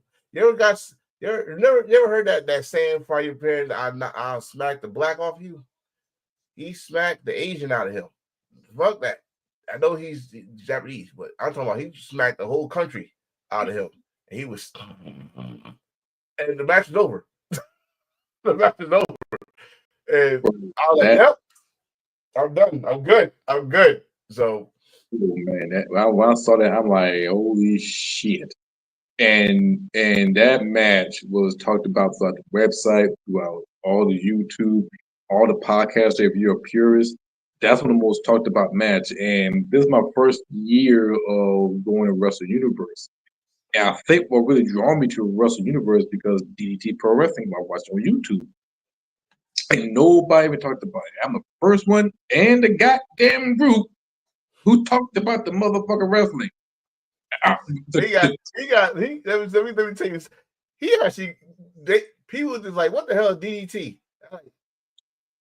See, I know about DDT because Kenny came from DDT, El Generico, Sami Zayn, Kota Ibushi came from DDT. DDT is a variety in one company. It could be strong style, it could be comedy, it could be all that. It's entertainment. So you got your strong style over here, you got the strong style over here, you got your Yoshi stuff, but they need to bring some for the chillins. Not just for all you violent sickos, but the chillins is there. They need something to laugh at. And sometimes the shit they got on there is beyond funny. Okay, this motherfucking Dino. All right, and Sicilino. What's the name? No. What was their name? The Pheromones. I see. This is Wrestle Universe is a key thing for wrestling fans today. And what I mean by that is instead of calling a company or whatever, oh, I don't watch it because it's not WWE, or I don't watch it because it's not AEW. I guarantee you watch Wrestle Universe, and you watch any show, DDT, Noah, you gonna find someone or something you like about it, and you gonna watch. That's what wrestling fans are supposed to be, not fuck this company because it's not this company. Because y'all watch everything that's wrestling anyway. So find something you like, and hopefully it come on that week. And then you might be fucking lucky enough to like something else. And then you go watch this every week. Wrestle Universe is that. Because damn it, I already like Noah. And that was already done. I owe my eyes back to DDT because of what's the other group with that Keno didn't like? And Chris Brooks just had a match for him. Damnation 37. Huh? Damnation. Damnation, Pheromones, Chris Brooks, the owner of DDT, because he had his moments sometimes last 2 years ago. And then you had the damn match where a fucking Broom could be champion. So it's funny as shit, right? Then you had the Yoshis, which my wife adores the damn Yoshis. So they got a little bit of everything on the Wrestle Universe. But back to the story, we watching Cyberfest, not only just the smack that happened, we had Keno. I just named this motherfucker. Keno coming out looked like a Super Saiyan, had his hair up. Keno had a blonde dude. All right, his hair is blonde, and you see a little black hair, but it's blonde. But he had his hair up like he just screamed for half an hour and got Super Saiyan level. And he had to fight my man from Damnation, who like a miniature Undertaker and shit. and they was going at it. This dude was doing DDT style shit, which he don't like DDT, but he started doing DDT style matches. So it's funny, entertaining. But I didn't know it was 6 hours. I definitely didn't know it was 6 hours. I should have known because it started early in the morning. It was then in the afternoon when we finished. But yeah, let me tell you something. That's why I choose that pay-per-view over SummerSlam, Mania, any show that the whole year. That was, to me, was the event of the year. You have to be a purist. You had I ain't talking about I watch WWE, I watch AEW. No, I'm talking about purist. If you like everything, everything. I ain't talking. I used to watch wrestling, but I dip out now. Fuck y'all niggas. Because I'm sick and tired. As I explain to wrestlers who's last what last wrestling match y'all seen. Oh, I watched like 6 months. Can you educate me? No, fuck that. I'm a bougie, purist ass nigga. Because I would judge your ass like your race, your color. Fuck all that. I see purists. If you ain't purist, get around me. Shout out to Dipsy. But hold on. He says I'm a bougie ass purist nigga. You know how he mutated into one body.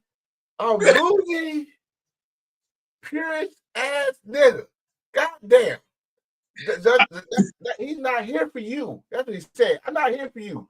I'm not here to tell you where to go, how to educate yourself. But I got go ahead, brother. Go ahead. Keep on continue preaching. But then when you watch 6 hours of great pure wrestling, you got nothing negative to say. That's a definition of a perfect event through and through. Hell, I would put that over WrestleMania 17. Whoa! Any promotion. Whoa! Yeah. Whoa! I would say that. Sacrilegious? You better thank Tommy Dreamer. No. Yeah. If WrestleMania 17 got Tommy Dreamer, if you know, nobody would talk about that shit. No. We would be saying the game champion Tommy Dreamer went out. But anyway. No. 17. No. Listen, damn it. I love Wrestle Universe, but I'd be damned if Cyberfest was better than 17. 17 was pretty much like Cyberfest before Cyberfest.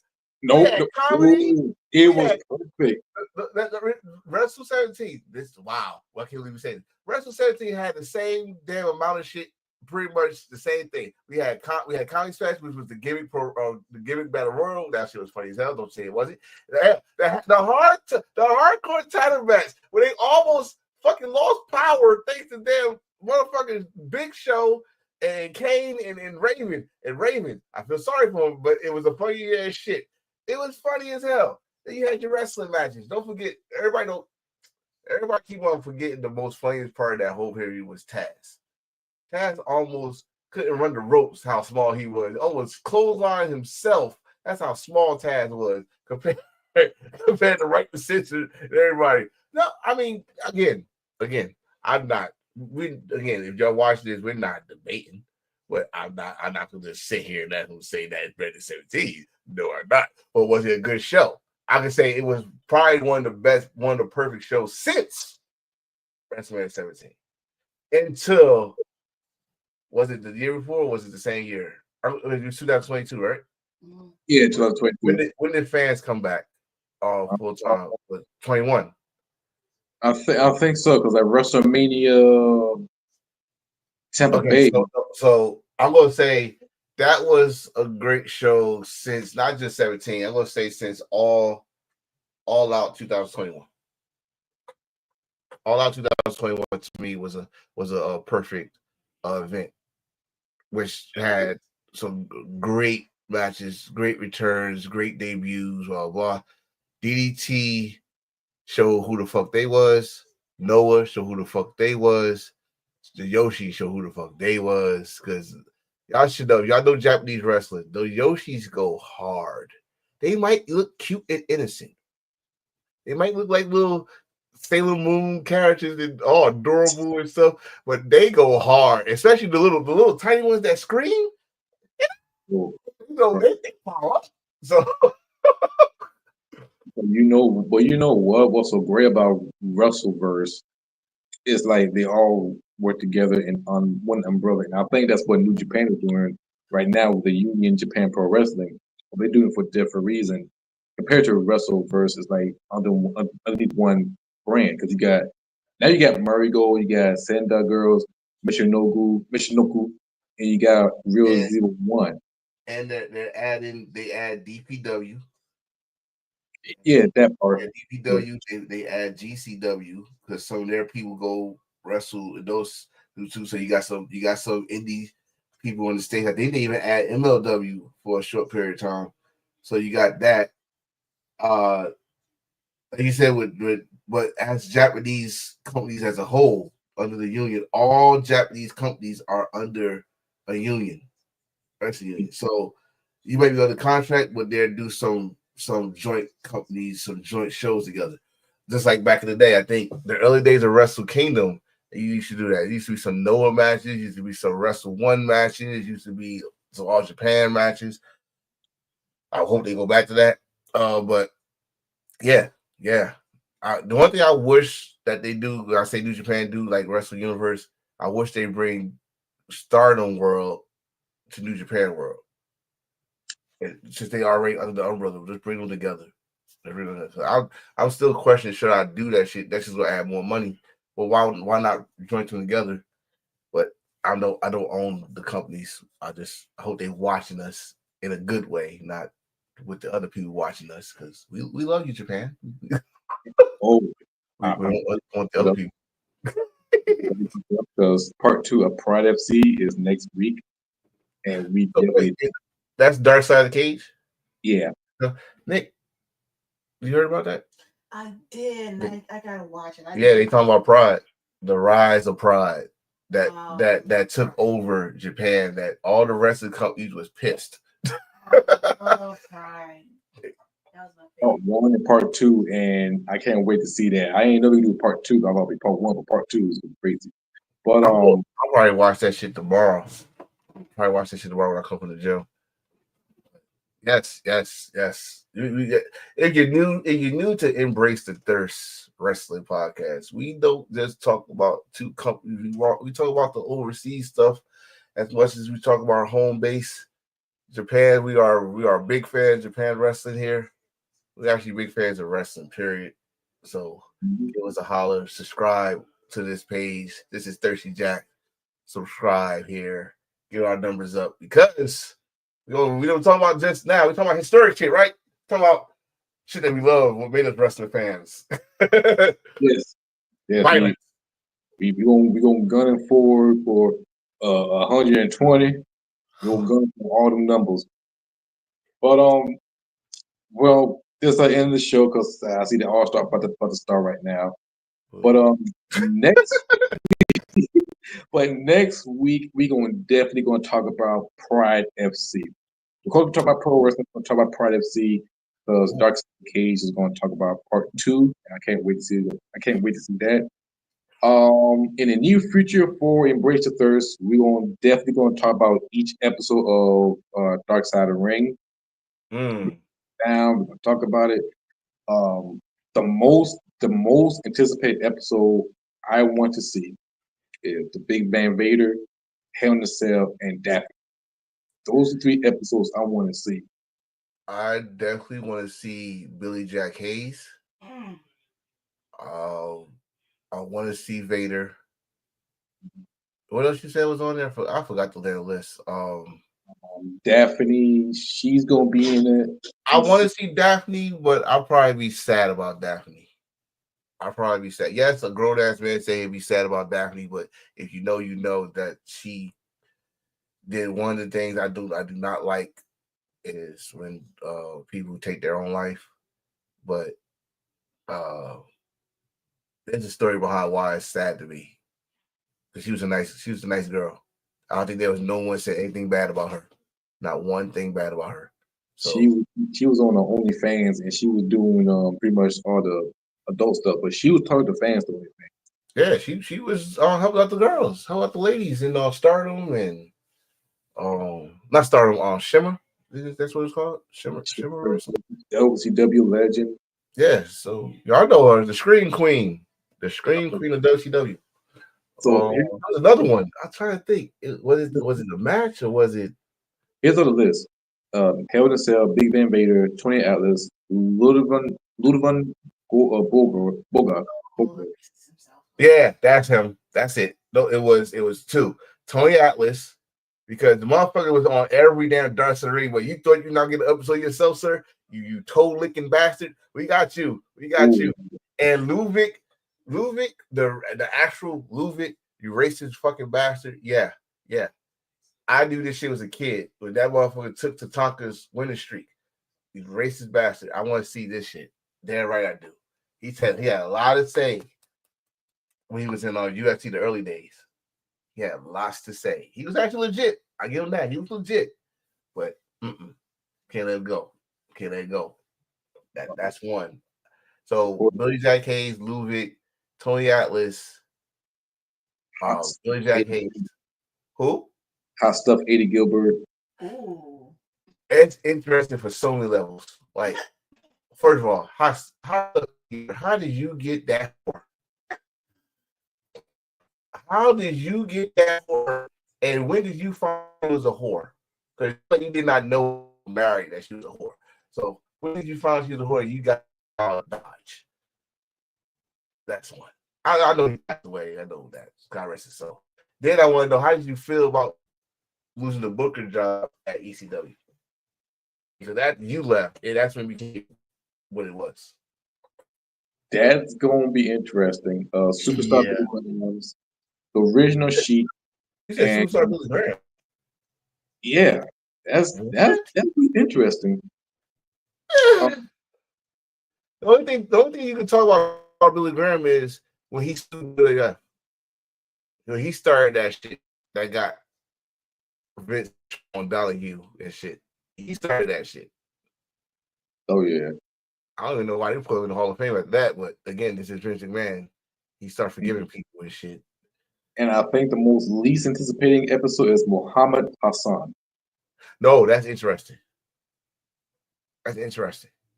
Because one, he's not Muslim. He's Canadian. He's a Canadian, and he's actually Italian. Yeah, Canadian Italian, yeah. And it's so interesting because it was not his fault. I always say that it was not his fault. It's not like it's not the WWE's fault either. But it's what people need to understand. It should have been UPN that got blamed for that. Y'all could have edited that shit out, but it was too late because they already got the tape to put it on SmackDown. No one knew that it was gonna be a terrorist attack that day. It's not like WWE said, "Okay, y'all do a terrorist attack because we got a storyline that equals what y'all did, and it'll bring more heat to him." No one knew that shit. Come on, have common sense. Again, I know y'all don't like WWE, but have common sense. Common sense enough to know that was coincidence like a motherfucker. So, and it kind of ruined his wrestling career. Because he's going to be a champion. He's supposed to be the world heavyweight champion. Remember that. And he's going to be the youngest, too. Ooh. Yeah.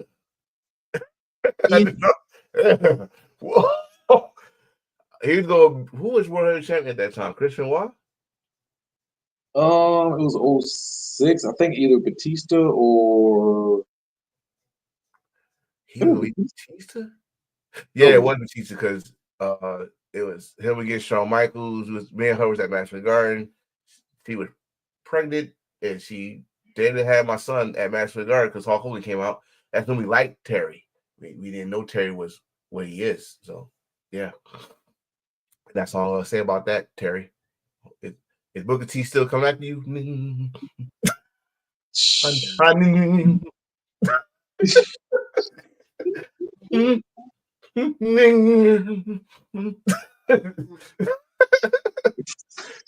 don't worry, he will come out.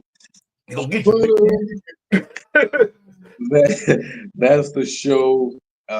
Thank you for everybody who stopped by and visit the show.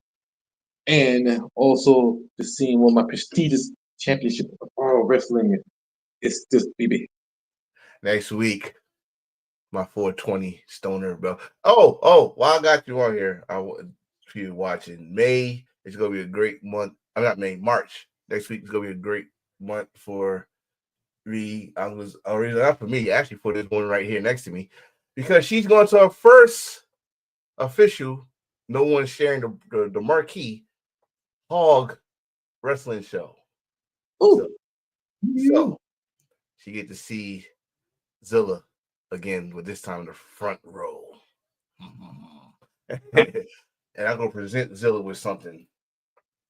So keep y'all eyes focused. March 15th. I'm gonna do it. I'm gonna do it for us, the fans. Yeah. Sule Enforcer will defend his 420, and I'll defend my Supreme. We have the unification. Hell, he might outsmoke me. No, hell, fuck that. It's a non-title match. and no hammer. I'm a heel. It's a non-title match. Puff. Let's go. Well, that's the show. And next week we'll talk about Pride FC. We're talking about all the WWE, NXT, TNA, pretty much New Japan, DDT Pro Wrestling, all the wrestling in the world. We didn't talk about AEW or Grand Slam Australia because it was a doozy. But anyway, if we would talk about that, it would have been a longer show because, yeah, it's a lot of ups and downs that need to be talked about with Grand Slam. Was it a good show? Yeah, but they got off lucky. They got off lucky.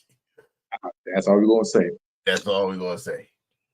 I might have more to say later, but for right now, that's all we're gonna say. That's all we're gonna say. Until then, we'll see you next time. Good night, and always embrace the thirst deep into it. Feel it. Yes. All the way. Tip. Oh, sorry. But goddamn, no damn. Oh, finally ass nigga. But anyway, until then, we see you guys next time. Good night.